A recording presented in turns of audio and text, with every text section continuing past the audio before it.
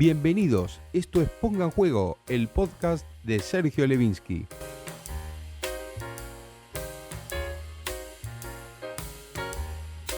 ¿Qué tal? ¿Cómo están? Uruguay, campeón mundial sub-20, realmente se hizo justicia y además una gran alegría para los rioplatenses, para los sudamericanos, porque realmente son tiempos gloriosos, ¿no? Argentina campeón mundial de mayores, Uruguay campeón mundial juvenil, realmente espectacular este momento que estamos viviendo, así que bueno, es para celebrarlo y quiero aprovechar para contarles también en este podcast que, bueno, va a ser el último de esta temporada, aprovechando que el fútbol también se para, bueno, con el final de la Champions, todo el fútbol europeo está completamente parado hasta agosto. Vamos a aprovechar para hacer algunos cambios, para profundizar en las muchas cosas buenas que creo que generó este podcast, por lo menos en la reacción de ustedes, de los seguidores, muchos elogios a muchos de nuestros columnistas, que nos complace mucho. Pero bueno, vamos a aprovechar este tiempo para hacer varios cambios que ya les voy a ir comentando, que van a ser importantes también, ¿eh? Así que los videos siguen, atención, porque los videos siguen como siempre, pero el podcast va a ir cambiando.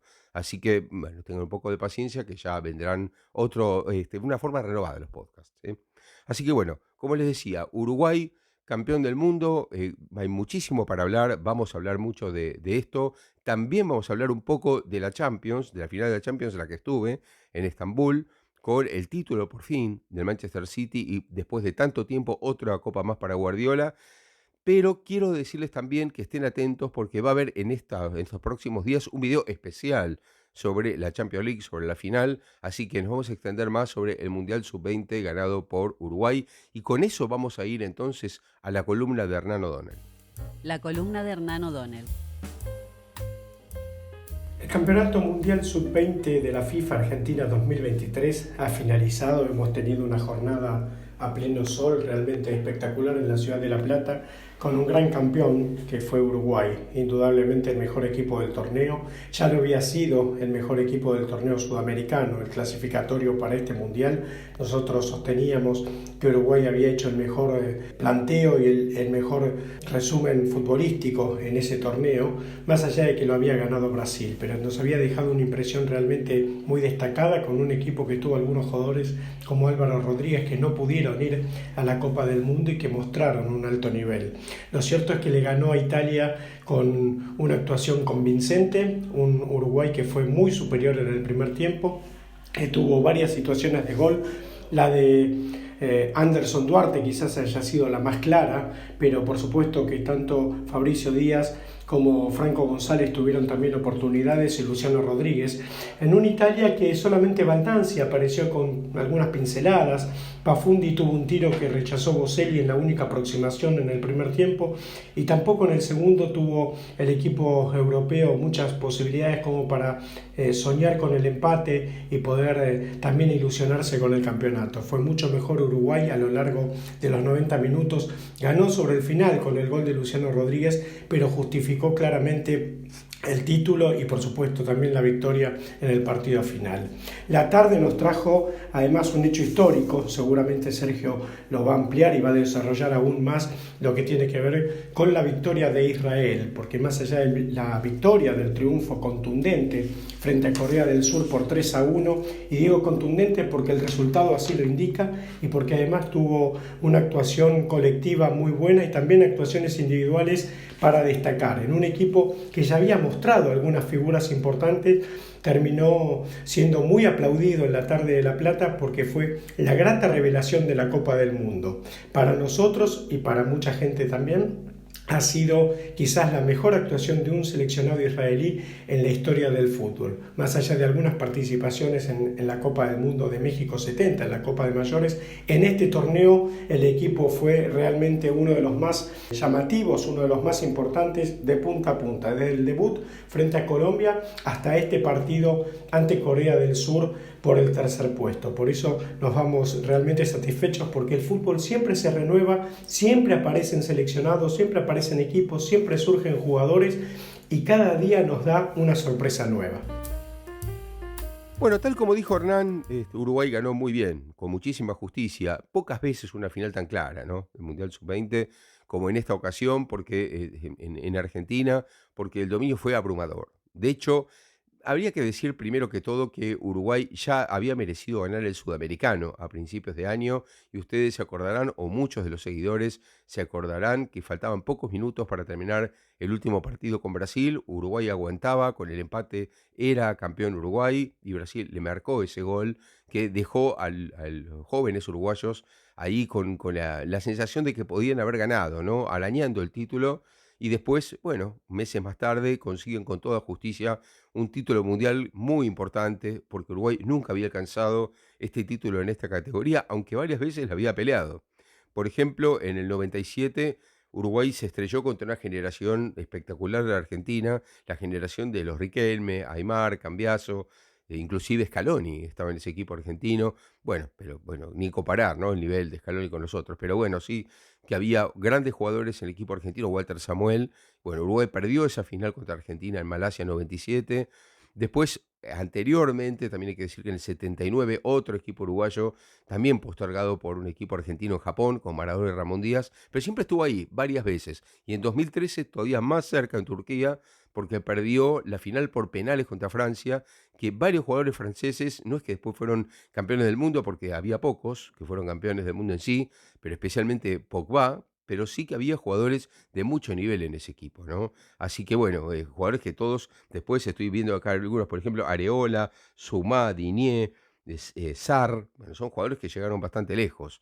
Bueno, ese equipo uruguayo también tenía muy buenos jugadores y sin embargo perdió la final por penales, estuvo muy cerquita. Bueno, ahora en Argentina, que parece que le trae suerte, ganó la Copa América en 2011 mayores y ahora el Mundial Sub-20 también lo gana en Argentina. Así que bueno, realmente espectacular este equipo que, como decía, dominó por completo frente a una Italia que había hecho un gran Mundial, una gran Copa del Mundo, pero que sus jugadores no aparecieron en esta final, dominada completamente por un equipo uruguayo que no fue el clásico equipo uruguayo solamente de fuerza y potencia y no tanto de habilidad, o no desarrollada esa habilidad, no porque no la tenga, pero siempre le dio bastante preeminencia en los últimos años, me refiero a la fuerza y lo demás.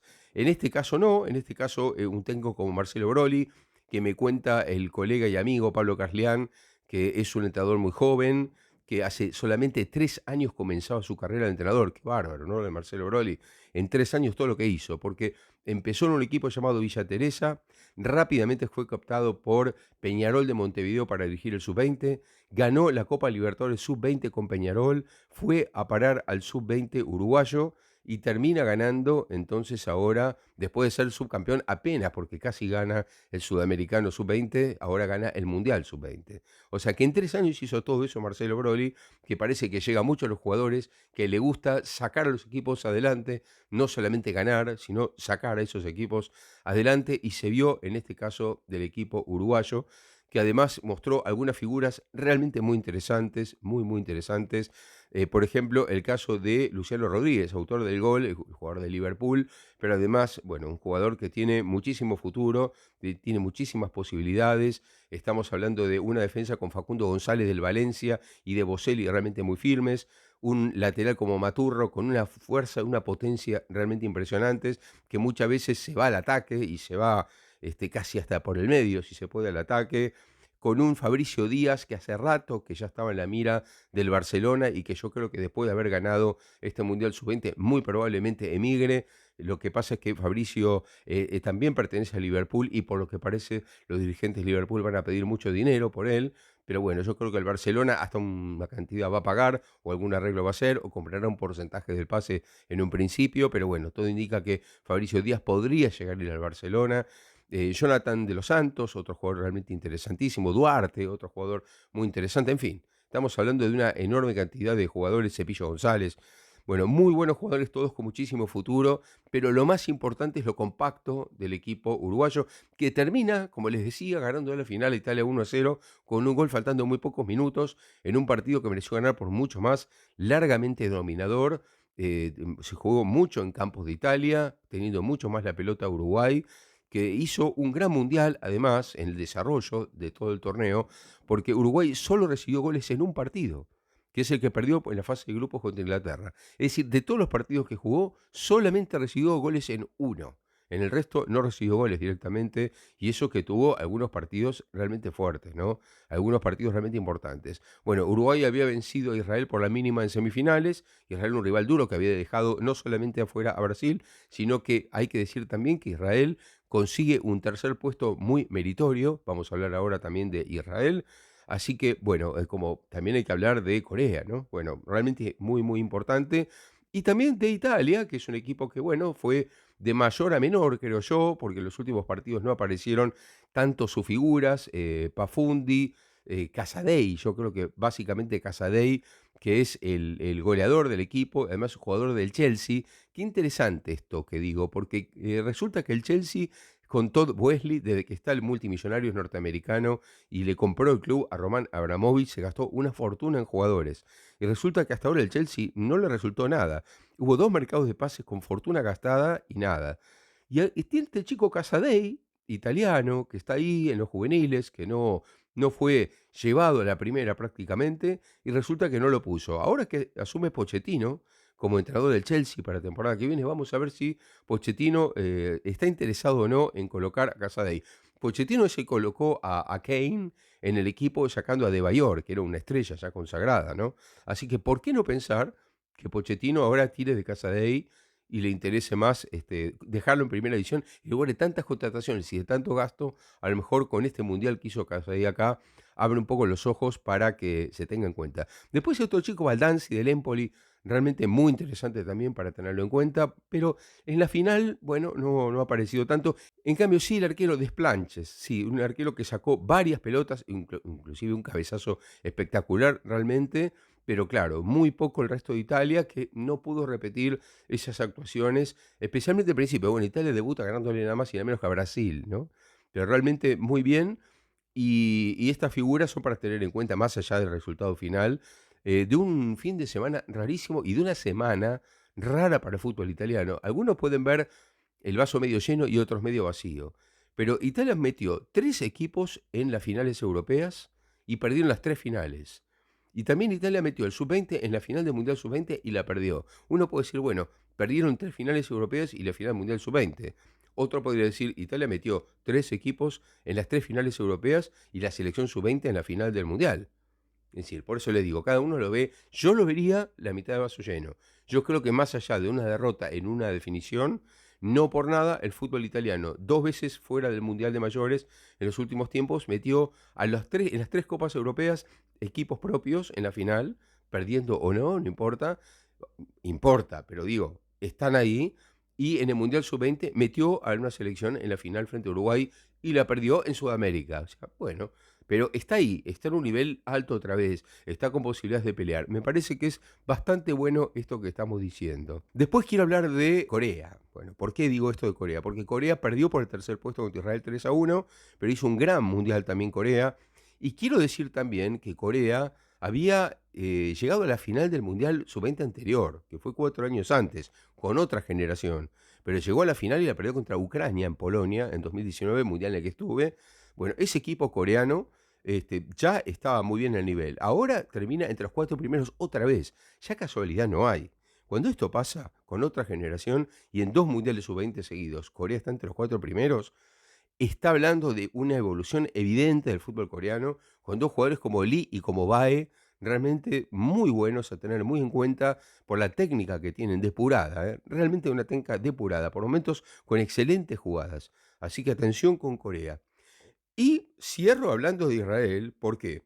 Porque Israel, que salió tercero, le ganó 3-1 a Corea, también mostró una gran evolución. De hecho, yo creo que Israel mostró en el Mundial Sub-20 de Argentina el mejor equipo de su historia, tomando mayores y tomando juveniles. Porque sí había ganado una Copa Asia, ni bien se inscribió en la FIFA o poco tiempo después de inscribirse en la FIFA, en 1964.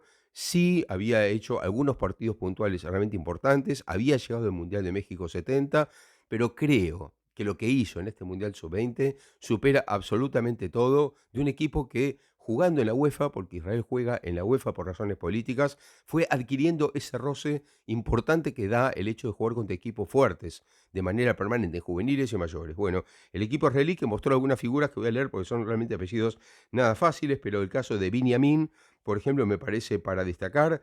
Ilai me parece otro jugador realmente muy bueno. Hamza Shibli me parece otro jugador realmente muy bueno, acá me noté varios.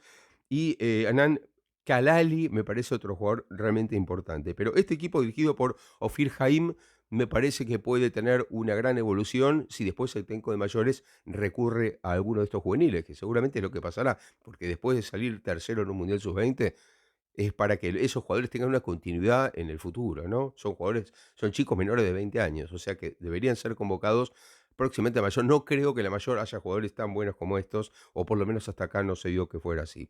Así que realmente muy interesante. Bueno, y para terminar hay que volver a hablar de Uruguay para decir que si decíamos esto de Israel y del futuro, imagínense ahora ustedes, Marcelo Bielsa, con esta situación que tiene Uruguay, que se están terminando los jugadores de esta generación que tanto rédito le dio al fútbol uruguayo, ¿no? En mayores, me refiero. Estamos hablando de Cavani o de Suárez y de tantos más que realmente fueron espectaculares, Muslera, Cáceres y bueno, Podemos Godín y tantos más. Esos jugadores se están terminando porque es una cuestión biológica, es una cuestión de edad, son todos de 35, 34, 36 años. Y bueno, ahora aparece esta generación que realmente muestra que el fútbol uruguayo sigue vivo, sigue dando muchos jugadores. Y qué extraordinario lo que es Uruguay como país que tiene tan pocos habitantes. Un país de 3,5 millones. Ahora siempre hablan de 3 millones, ahora yo creo que debe ser un poco más. Pero aún así, los títulos que tiene Uruguay, la historia que tiene Uruguay, el palmarés que tiene el fútbol uruguayo, es casi un milagro realmente, ¿no? Es increíble todo lo que rinde y siempre salen jugadores nuevos. Y les quiero decir algo más que no lo quiero dejar de lado. Este equipo uruguayo que salió campeón mundial sub-20 no tuvo dos jugadores fundamentales. Uno de ellos es Renzo Sánchez de Nacional de Montevideo con un problema de ligamentos que no pudo estar. Y el otro es el 9 que muchos de ustedes seguramente siguen en el fútbol español por televisión o por internet, que es Álvaro Rodríguez, que es el hijo de un gran jugador, Coquito Rodríguez, que es un número 9, un delantero muy alto, espigado, que está en el Real Madrid B, en el Real Madrid Castilla, y que a veces entraba en los partidos de mayores, porque Ancelotti lo empezó a poner en los últimos 15 minutos e hizo un par de goles importantes. Bueno, en este caso, como el Real Madrid B o el Real Madrid Castilla, se está jugando todavía el ascenso a segunda división, porque está en segunda B, que es la tercera de España, no quisieron cederle a este jugador a la selección uruguaya. Sí estuvo en el sudamericano y de manera rara, pero así es el negocio, el fútbol negocio que yo tanto aborrezco. En este caso, Álvaro Rodríguez no fue cedido por el Real Madrid por esto de estar peleando el ascenso al Real Madrid B, ¿no? No fue cedido a la selección uruguaya. Así que Uruguay sale campeón del mundo sin Sánchez y sin Rodríguez. Dos jugadores realmente muy importantes, así que fíjense lo trascendente y la cantidad de jugadores que tiene el fútbol uruguayo. Quiero decirles también que hay un video que ya hemos publicado, que ya ustedes lo pueden ver, que es el de Zlatan Ibrahimovic. No se lo pierdan, por favor, porque ese es un video muy importante, porque la vida de Zlatan Ibrahimovic vale mucho la pena, les aseguro. Vale mucho la pena, tiene una enorme riqueza y habla del fútbol como ascenso social. Traten de seguirlo, traten de ver este video, porque seguro que les va a gustar muchísimo. El personaje del día. Y el personaje del día no es otro que Pep Guardiola. ¿Por qué digo que el personaje del día es Pep Guardiola? Porque hacía muchísimos años que no ganaba una Champions y ya habían empezado a hablar mal, no solamente de él como técnico, sino que habían empezado a decir todos, sí, pero lo que quieran, se invierte fortuna y al final nunca gana la Champions. Si no estaba Messi, la Champions no la ganaba. Bueno, yo les cuento que a lo mejor muchos no lo vieron, pero la conferencia de prensa previa al partido final entre la que dio Pep Guardiola, en la que estuve, no tiene desperdicio, no tiene desperdicio. Hubo un momento que yo creo que con total ingenuidad, no creo que tuvo malas intenciones, un periodista turco le preguntó cuál era el secreto de su éxito, que a todos nos llamó la atención, faltando un día para la final, que le pregunten eso a un técnico, cuál es el secreto de su éxito, es algo difícil de contar en un minuto, ¿no? En una conferencia de prensa. Pero Guardiola lo simplificó diciendo, el secreto de mi éxito es tener a Messi y ahora a Haaland. Es decir, un poco reducirse demasiado su influencia, su trabajo, ¿no? Simplificarlo diciendo, tuve dos cracks. Y cuando toda la sala se rió, me incluyo, todos nos hemos reído en la sala con esa respuesta bastante ocurrente por parte de Guardiola, él tomó el micrófono de nuevo y dijo, lo digo en serio. Y hubo como un silencio. Dijo, lo digo en serio, porque sin esos jugadores yo no hubiera podido ganar lo que gané. Porque tengo entendido, dijo Guardiola, que a los técnicos no nos marcan en los partidos. Es cierto, pero yo creo que Guardiola hizo bastante más de lo que parece. Lo que creo yo que muchas veces excede, tiene un exceso de laboratorio en los últimos años, queriendo mostrarse como un técnico versátil que hace todo y que puede hacer cualquier cosa y que todo le sale bien.